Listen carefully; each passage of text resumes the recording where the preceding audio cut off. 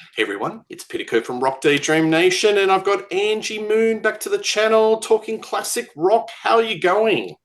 Doing really well.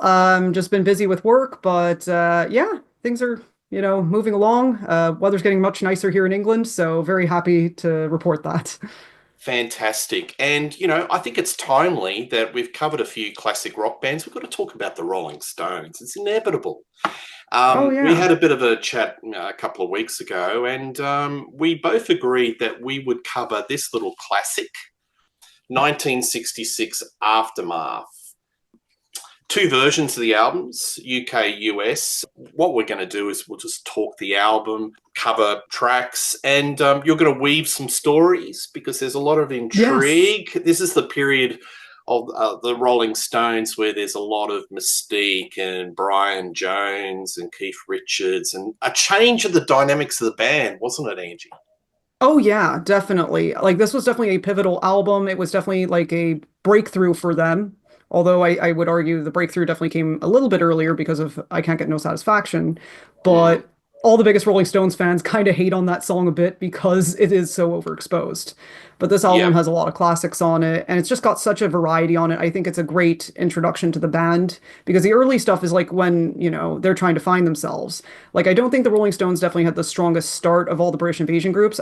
But I think this is where they really start to hit their straps. But it's where Brian Jones, who was arguably the band leader for the first couple of albums, started to have less control. It was basically Jagger and Richards were doing the songwriting, and Brian Jones's role on this album was more of the musicologist. He'd be introducing funky instrumentation and trying different things, but he was less of the songwriting. So it was more Jagger and Richards were taking over the band, wouldn't you say?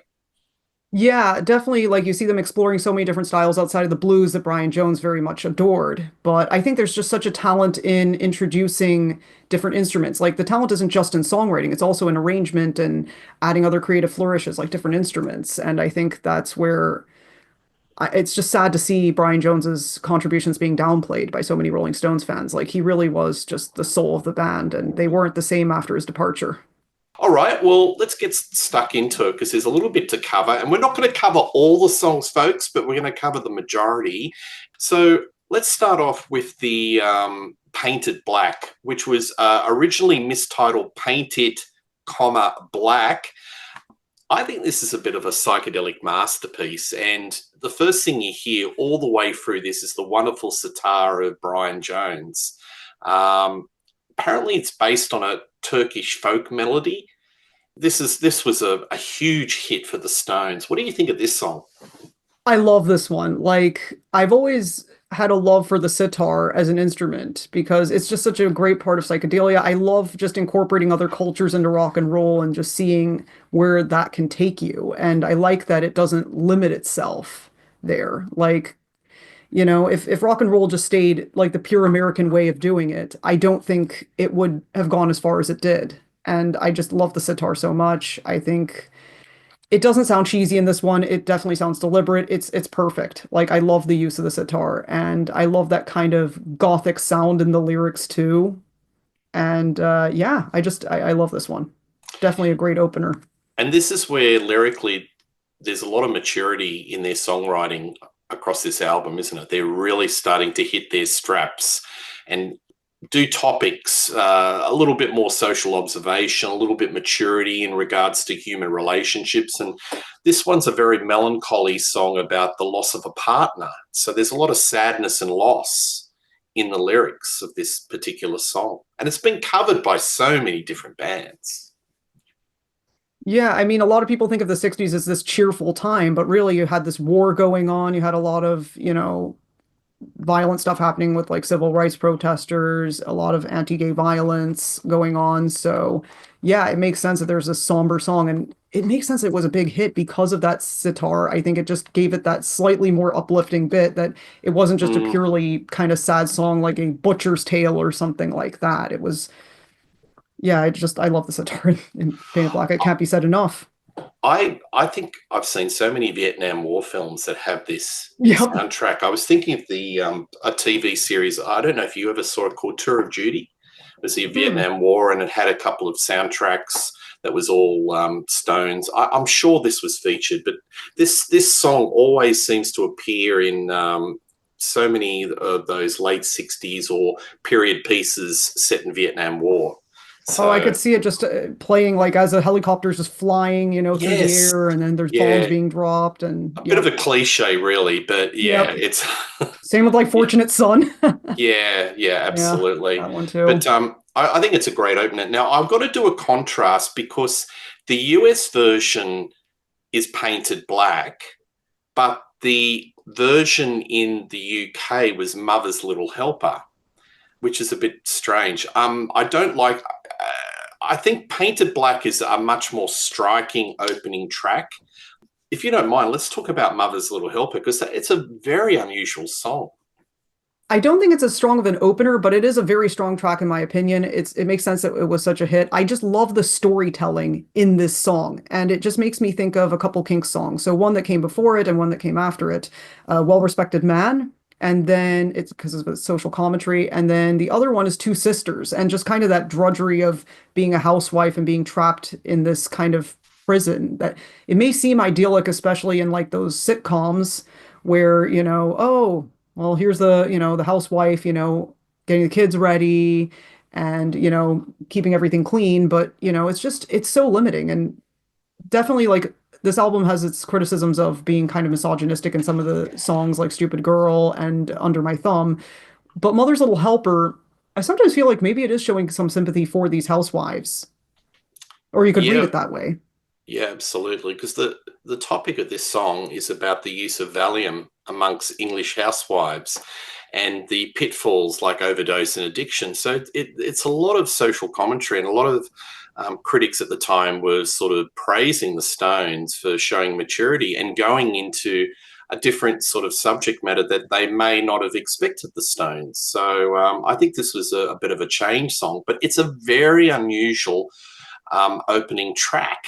I would have expected to be sort of in the song list a little bit deeper as a deeper cut. To me, I think maybe I'm used to Painted Black, but that makes more sense to be the opening song on this album. Yeah. Like I think it was just such a big hit in the US that it had to be included as the first track, I'm guessing, for the US edition. Yeah. Now, you were talking about misogyny, and it does get its fair share of criticism. So let's talk about the B side of Painted Black, which happens to be the second track on the US version of the album, Stupid Girl. So, musically speaking, I love it. It's got a garage rock groove, and Ian Stewart plays this tasty organ line. But the lyrics, it's a bit of a put down. I'm not It's talking very insulting. I'm not talking about the kind of clothes she wears. Look at that stupid girl. I'm not talking about the way she combs her hair. Look at that stupid girl. Um, is it tongue in cheek? I mean, I've read a little bit about it, and Jagger was quite frustrated in a lot of his relationships. And I think it was a lot of the venom was coming out. What do you feel about this? Just do you sort of look at it as a bit of a period piece? And I don't know, the sort It's of definitely one of those like diss tracks against girlfriends and lovers that you see, kind of like a Rolling Stone was. That was definitely like very much a diss track against a former lover. And mm, yeah, I mean, it's definitely just a product of the 60s, that type of diss track against your ex-girlfriend. because there's some tracks on this album which we will get to that show such emotional tenderness and are completely at the other end of the scale. So they can be really bitter and twisted and, dare I say, misogynistic. And then they'll come up with something like a Lady Jane, which we'll talk about shortly, which is Oh, I love that one. very delicate and baroque. But look, the Stones weren't the only ones that were guilty of, putting a bit of a rough lyric. I mean, the Beatles, John Run for Your Lennon, Life. yeah, John Lennon, sort of, if I ever, threw a couple of lyrics here and there that were a little bit rough. But Yeah, I think it's just showing the realities of humanity in this album. And I think you can definitely learn so much about human psychology just through listening to rock and roll and just hearing the different emotions in the lyrics. yeah, yeah. So you forgive it. You'll give it a pass. It'll just get through. Yeah, I mean, it's definitely not like one that I'll regularly play in rotation, but yeah, for the study of this album, it's like musically it's a good song, but Yeah, the look, lyrics are not great. I love the groove. So I think I kind of forgive the lyrics because it's just got such a beautiful groove to it. Lady Jane. So let's talk about that. So this was Oh, I love apparently this one. inspired by Lady Chatterley's lover, D.H. Lawrence, which was created an absolute stir in the late 60s. This really shows a tender side. It's Baroque. And Brian Jones is exploring different musical textures. He's using a dulcimer, one of all these multiple strange instruments, well, not strange, but different instruments that he's bringing into the mix. What do you think of this song? I love Baroque pop. I think that is just one of my favorite like sounds of the 60s. I like just that just beautiful kind of lullaby sort of sound of it. It's very kind of whimsical and sometimes even childlike. And I think that's one of the appeals of the 60s. It's just how youthful the music was compared to, what came before it. I like this one. It's just a beautiful song. Yeah, it's nice. And then Under My Thumb.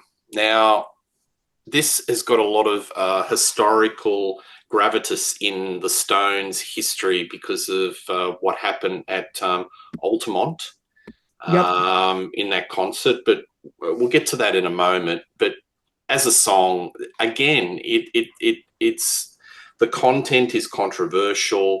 It's kind of sexual politics. It's a bit of a power struggle, and I'd love to get your views on this.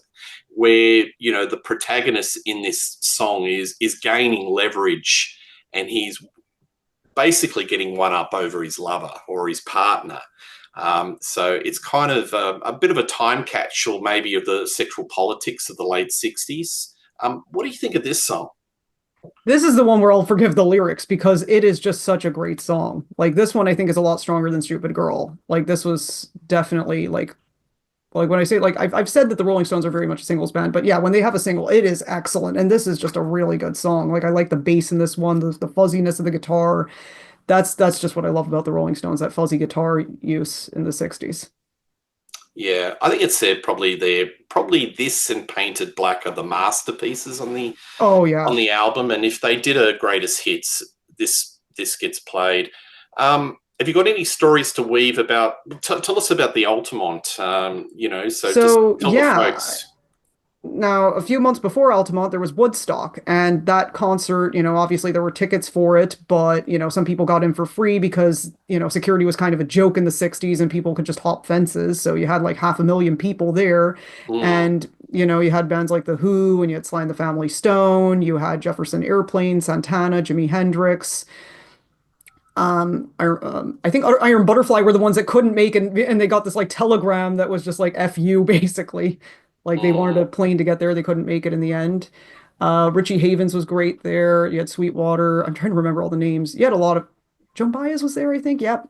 And then Altamont was just the California answer to it. But I think there was already a Californian answer to it in Monterey, which came before Woodstock. And I think Monterey was just mm. the one where less things went wrong and it just had a much better vibe to it, in my opinion. Altamont was just the anti-Woodstock. It was just everything went wrong. It was just poorly organized.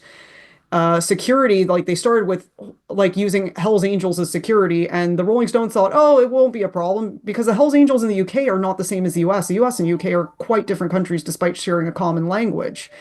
And yeah, like things just went really wrong. And then there was this guy who was, wanted to go there with his girlfriend. His name was Meredith Hunter, and he took his girlfriend to Altamont, against his family's wishes. And they were nervous for him because he was black and he liked rock and roll and he wasn't sure, and they weren't sure how white people would be reacting to his presence there. And he took a gun to protect himself. Whether or not you like that, that's just, America has just such a different gun culture than other countries. And well, bringing out the gun was probably not a good idea. And he ended up getting killed by Hell's Angel there. While And it this was song is during, being played, yeah, huh? right. Yeah. Yep.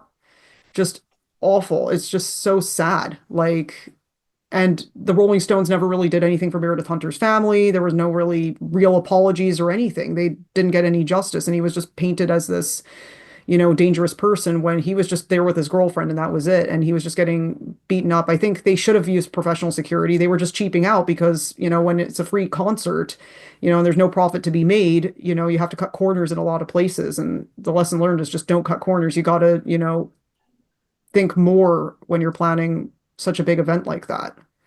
Yeah, but this And this is song has kind been of, associated with something that was really, yeah. a And bad it's just thing kind that of happened.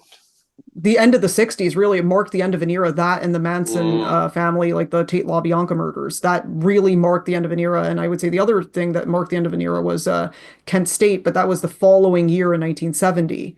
And that's what inspired the song Ohio by Crosby, Stills, Nash and Young. yeah. Do you think the Stones viewed this song differently after that event?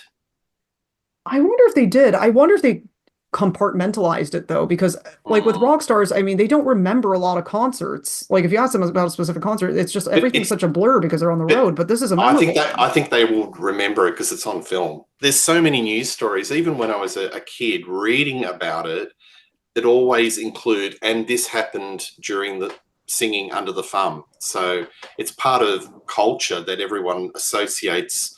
This song has taken on a new element, a more sinister element, because it was sung during this concert. Yeah, it's kind of like, this was one of those big concert disasters, kind of like the Who in Cleveland. Like, or there was another AC/DC concert that ended really badly because of a stampede. Yeah. I've seen the movie. It's quite disturbing, and it just seems like it was bad acid. It was mismanaged, and it just bubbled up They and didn't have got a worse proper and medical worse. team there, if I remember right. They Mm, didn't have anything. They were just not prepared for what could happen, and they really just needed better security. If they had actual professional security, instead they just paid these guys in beer, and of course they were going to be aggressive. the Stones look stunned. They, yeah, they just look completely stunned as to what was happening. It was just Like way they out of shouldn't have gone control. on and played, like because it was already going badly before that. Because during Jefferson Airplane set, I think Marty Ballin was punched in the face by one of the Yes. Hells Angels, and then someone was Mm, stabbed in the leg. I mean, yeah. I think the Grateful Dead decided not to go on, if I remember correctly. They didn't go on at all because of how badly this Yeah. was going. It was a complete disaster. Yeah. Look, it is important that we do talk about it because there is a context to this song. But look, if we compartmentalize and just go back to 1966 of when it was released, it's a masterpiece. I think it's a great song. And but it's just taken a life of its own because of those unfortunate events. And I know the Stones did reintroduce it into their song set, and it's often been, sort of brought up in their concerts. So anyway, I think it's a masterpiece. Yeah, I think another piece of media that I really associate it with is Scott Pilgrim, because it was definitely referenced in Scott Pilgrim, and I remember watching that movie in the cinema and reading the books when I was in secondary school. So, like now it's become such a cult favorite, but I was like, no, I was there like when it was out, and I was a fan early on. So I'm very proud to say that, even if it makes me sound a bit like a hipster. I just Yeah, really love that series. absolutely. I'm going to go on a couple of deeper tracks if you don't mind. Sure, yeah. Think. So I like this song. Jager's vocals are very ragged and gritty, and Keith Richards, he plays this fuzz guitar, and there's also this really aggressive plucked strings. I think this is a very muscular Rolling Stones song, and I love the bottom end of Bill Wyman. I really miss Bill Wyman. I love his bass playing, and I think when he left the band, it was just not quite the same because Yeah. my love for the Stones goes right into the 70s and the 80s, and it keeps on going. But when he left it, it was just not quite the same. I just love those little nifty runs, and him and Charlie Watts were a killer combination. But this is a really muscular song for a Rolling Stones song. What do you think of Think? Yeah, I like the fuzz guitar, like you said, and I don't know why. Maybe it's just me being crazy, but in a way, the lyrics kind of make me think of the Beatles' "Think for Yourself." Do you think I it's don't. like a retort or a reply I or sometimes wonder if it is sending a sending response. a message? Because there was a Because bit of healthy there's competition, another wasn't it? song that I feel that way about, which is "It's Not Easy." And I don't know if I just have Buddy Holly constantly on my mind because I was reading a book about him, and then obviously I talk about him a bit in Crime of the Century. But It's not easy just reminds me of it, oh, is this a response to it's so easy? I don't know. I mean, there is no wrong answer in art, so that's why I think, yeah, don't ever be afraid to express your weird theories. We love hearing them. Well, my whole channel's got weird theories. That's what I base my YouTube on. It's all good. It's all good. Hey, high and dry. So this is the start of. I don't know if it's the start, but it's Jagger's got this. He loves bunging on the American accent and embracing Americana and country. And this is like a precursor to when he really explores it, like, Exile on Main Street and some of those late Yep. 60s albums with Mick Taylor. So when he does this American accent, he goes, I had to ask her, it really exaggerates the syllables. And Brian Jones brings out the harmonica, and Charlie Watts does this hi hat, and it's all boom tish. What do you think of this song? Do you like the country Rolling I think it's pretty Stones? good. I mean, obviously, it's like a first attempt at it and not like a refinement as in later, but I think it was really cool that Mick Jagger and Keith Richards hung out with Graham Parsons. Like, that's really, really cool. I love Graham Parsons. Yeah, I think he's more known for hanging out for the Stones. People need to explore. Are you a Graham Parsons fan? Yeah, I like some of the Flying Burrito Brothers stuff. I don't really like the later Bird stuff as much as the earlier stuff with Gene Clark. I actually prefer the earlier stuff with him and more of the jangly pop rather than their country kind of rock era. What would you recommend as an entry point? For Graham Parsons, I like Christine's tune from the Flying Burrito Brothers. That is excellent. I just love that one. Yeah, yeah. He was kind of a muse for the Stones, wasn't he? In a lot of the Americana or country, wouldn't you? What was the actual Yeah, connection? I associate him with Wild Horses. That's the one I associate him with a lot. Yes, yes, absolutely. So you like this song, High and Dry? You think, Yeah, yeah, cool. I just Um, like seeing their range, just the Rolling Stones trying different things. I think that is just great to well, see. this is what they're doing in this album. It's you can see that they're experimenting. The musical palette is they're trying different things. It's not easy. I'm going to talk about it. Um, I think this is a bit of a rave up. It's like a '50s rave up, so I can see exactly what you're talking about. Yeah, and I It, think it's really cool to see older influences in rock and roll and really just show that that hasn't been forgotten. Because I think that's the problem with a lot of rock radio today is that the 50s is just completely out of it. Like nobody plays it anymore. yeah, Like you can't really hear it on the radio at all anymore. I am waiting. Now, when I think of this song, I think of that Wes Anderson movie Rushmore. Do you like this song? Yeah, the Baroque pop, it's kind of that mellower side, and I can definitely see the Rushmore kind of comparison there. Yeah, definitely. Yeah, it's haunting. It's beautiful. It's got wonderful wordplay, and Brian Jones is playing the dulcimer, and Jack Ritchie plays the harpsichord.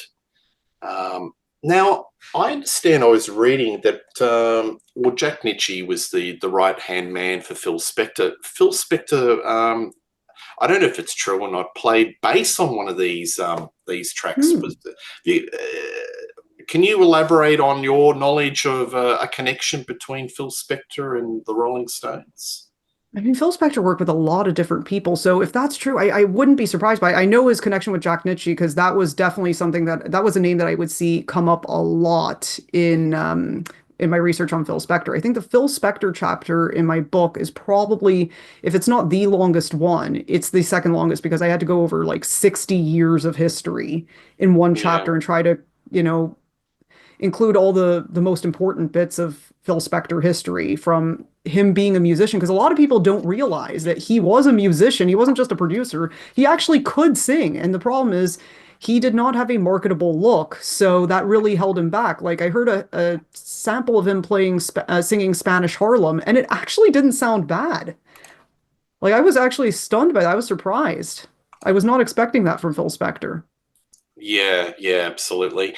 Now, Do you see hints in this album that they're going in a direction to their Satanic Majesty's request? Now, Yep. I did This is a where I see it. Dandelion. I think of Dandelion and she's like a rainbow. yeah, Oh yeah. man, those two are so good. Well, I did a show on one of my colleagues' channels, and it was called "In Defense of." But it was called "Friendly Arguments," and I was on the anti because I think that's probably one of the worst Rolling Stones albums. But you love this I album. quite like that one, and it's because I like Dandelion. She's like a rainbow. There are a Oh, few it's other a ones I beautiful like, song. That's one of the rare highlights. But I find it and that's the very one that inspired the messy. pride flag. Yeah, she's a rainbow was the one that inspired the pride flag, which like a lot of people are just like, wait, the Rolling Stones actually are in gay culture, and I'm like, yes, they are because not only was Mick Jagger bi, so was probably Brian Jones. Like he had a crush on Dave Davis of the Kinks, and a lot of people are just like, wait, what? Dropping that fact on people. But getting back to the album, I can see that they're heading in that sort of direction. There's little Yeah. hints where I things are forgot to getting a little bit. mention, as You far go as on. LGBT culture again, was We Love You and just that whole entire just music video and how they used the Tribe of Oscar Wilde as the allegory for their drug bust. And honestly, a lot of people will just look at that and say, that is such an exaggeration. How dare you? But the truth is, Brian Jones's arrests for, drug possession really did shorten his life. And similarly, he did not get to see his children grow up. His career was basically over because if you have, any drug possession convictions, it makes it very difficult for you to tour the United States. Like a lot of people will think that the Kinks were like the only UK group to be banned from touring the United States. But the truth is, the Rolling Stones also had a similar ban, but not exactly from the Musicians Union. But they couldn't get visas because of, Mick Jagger, Keith Richards, and Brian Jones all having convictions. And, the UK establishment was just trying to silence the Rolling Stones. They saw them as a threat, which is just so weird because they're just entertainers. Mm. On the topic of Brian Jones, where do you think? Do you think he was starting to decline and he was being pushed on the Oh, yeah, periphery of the band? Or, you could can you definitely talk see about it. the band dynamics? Your You could definitely observation? see it in the We Love You music video because in the bits of B-roll where they're in the studio, he looks so out of it. Like Mm. 1967 was really the year that kind of just ruined him, and it was the beginning of the end for him. And it's just so sad because he had so much talent. I wonder what he could have done had he lived. And there are some people who think he was murdered, and I don't think that's impossible. I don't think that's impossible. Same thing with like Jimi Hendrix. I wouldn't be surprised by that at all. They don't really talk about him, do they? And Keith Richards, where he's kind of dismissive when they talk about him. He sort of said, "Oh, Mm. he was a strange lad or something," but So it's sort of disrespectful. yeah, a little bit. But Like, I think Bill Wyman, I credit to him. He actually defends Brian Jones. Like, credit to him for that. who was he Quite a closest to, based on your readings, Brian Jones? So who was he aligned with? Hmm. Because bands they have alliances. There's cliques within a band. So I who do wonder you if he was think aligned Brian with Jones? anyone. Do you think he was just an individual?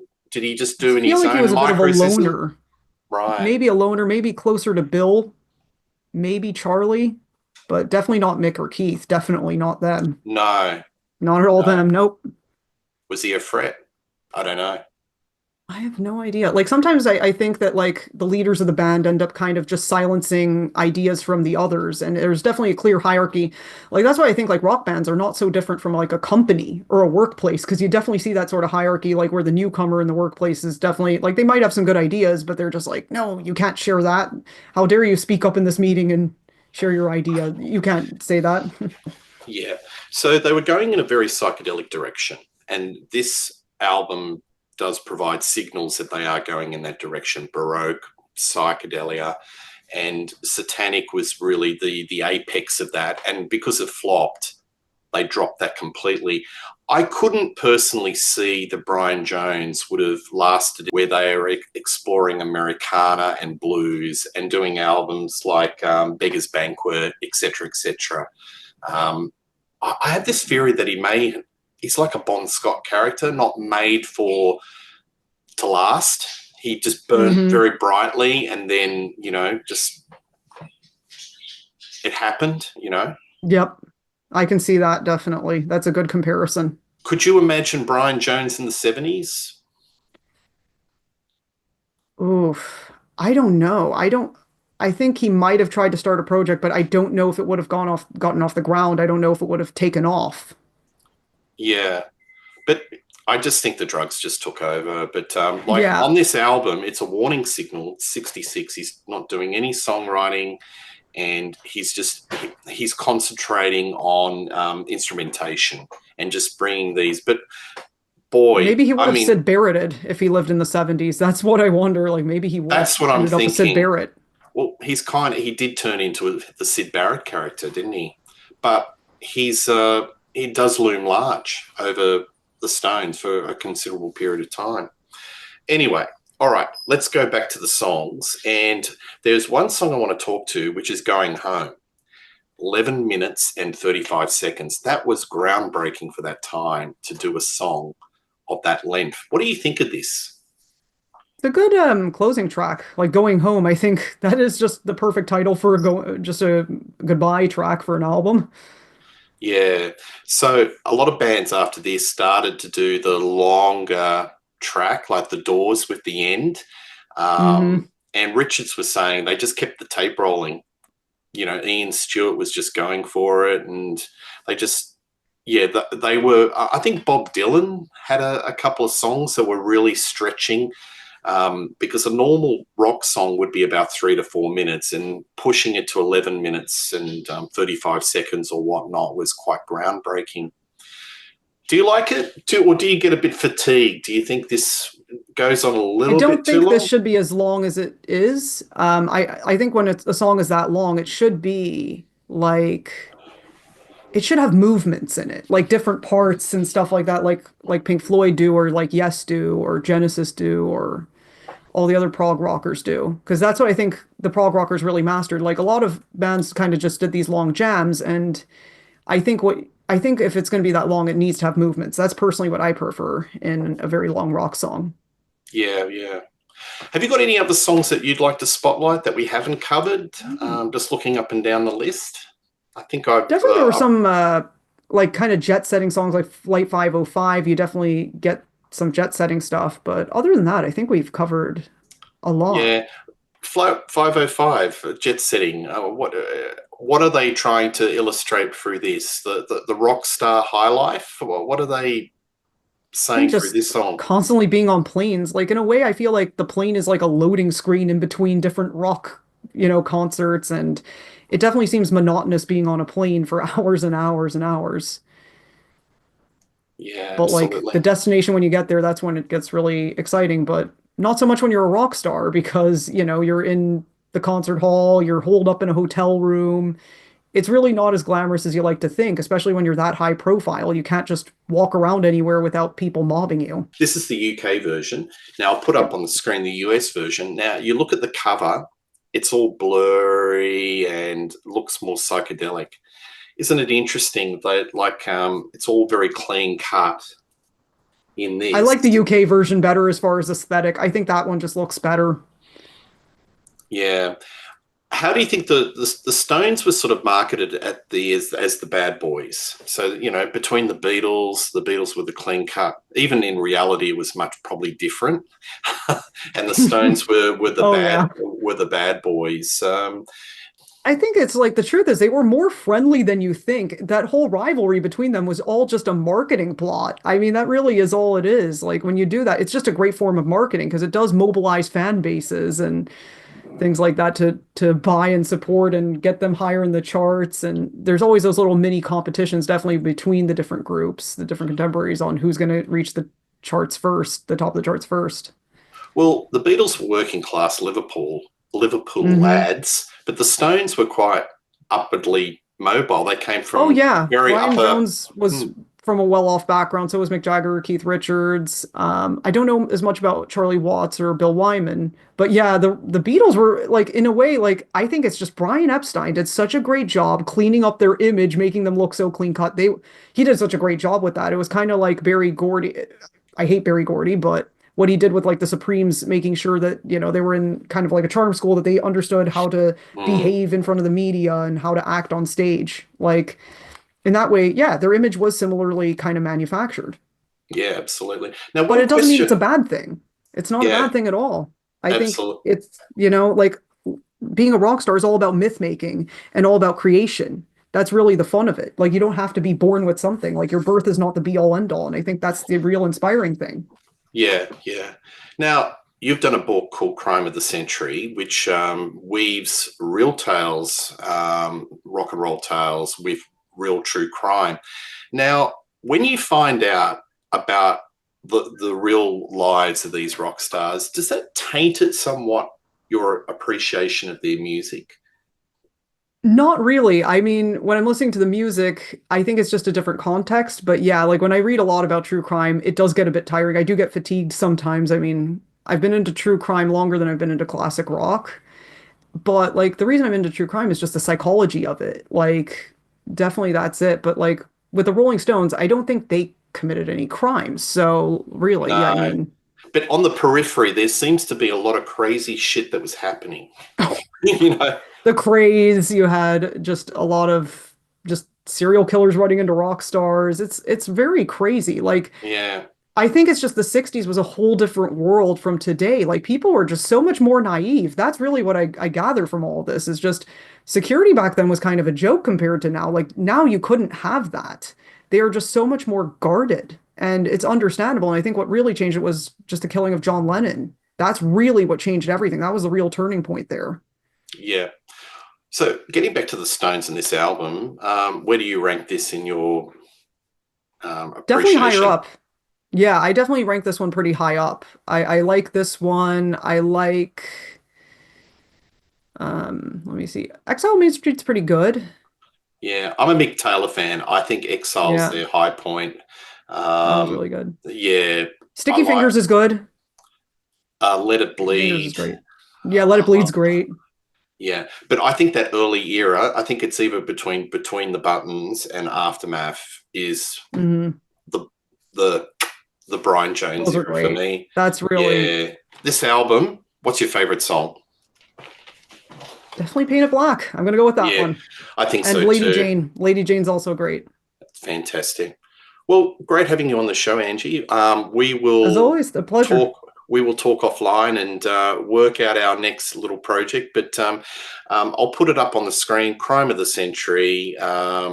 Please check it out. Lots of great stories, and you're working on a new book, I believe. So Yes. Yeah, I won't say too much more than that, but there are little hints in this podcast so far, so you yeah, might be able to but figure it going out. You'll going figure it into a out. similar sort of wheelhouse, I would imagine. Oh yeah, definitely still celebrity, still true crime. Absolutely. Folks, tell us what you think of Aftermath, favorite songs. Tell us what's your favorite Rolling Stone song. We love reading your comments, and, you'll see Angie and I doing a show very shortly. Please like and subscribe to Rock Daydream Nation and have a good day. All the best. Cheers.